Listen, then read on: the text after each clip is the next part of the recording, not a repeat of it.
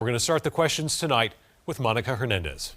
Many Republican governors have argued that every state is now a border state, given the record number of illegal crossings. Just to our south, Massachusetts had spent $1 billion on housing migrants.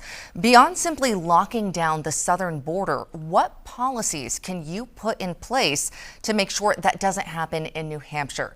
Ms. Tang Williams, we'll send this question first to you. I went to the northern border in May. I sat down with the homeowners and our elected officials and law enforcement ICE agent. I am a legal immigrant. I'm really worried about this current situation that we allow illegals, many of them come into this country, do not know who they are, where they come from, and draining our financial resources. And I think we want to send a strong message to the people in the world. If you love America, you want to come here legally, we welcome you. And it took my brother 13 years to wait in China to come here legally. And me, be American sponsor, guarantee him will not be on the back of taxpayers.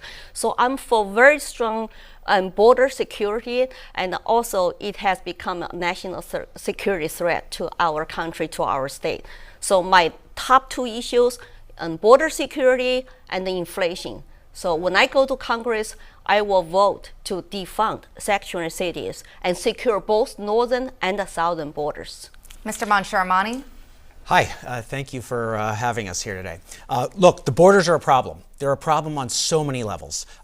There's a national security threat here with a lot of individuals on terrorist watch lists crossing the southern and northern borders. We have to secure it for the fentanyl that's coming into our country. We absolutely need secure borders, and that requires the use of technology. That requires the use of a wall, building a wall. But more importantly, we actually need the commitment to get this done. We cannot compromise on this. Now, I think we should also have a welcoming immigration process for those that want to come in legally. That is also part of what makes America great. There's a reason people want to come to America. People are not trying to bust into Russia or China. They're trying to come here because America is this land of opportunity. It's a land where it doesn't matter who you are, what you've done, what money you have in your pocket, or what profession your parents had. You can rise by simple hard work. So I think America is a great nation, but we do need to have secure borders, northern and southern. And Mr. Hamlin? Well, it's it's difficult to talk about this topic without talking about the fact that since Joe Biden came into office, more Americans have died of opioid and fentanyl overdoses than Americans died in all of World War II. This is an absolute crisis, and I can tell you, I lost a relative to a drug overdose a couple years ago, a very close relative.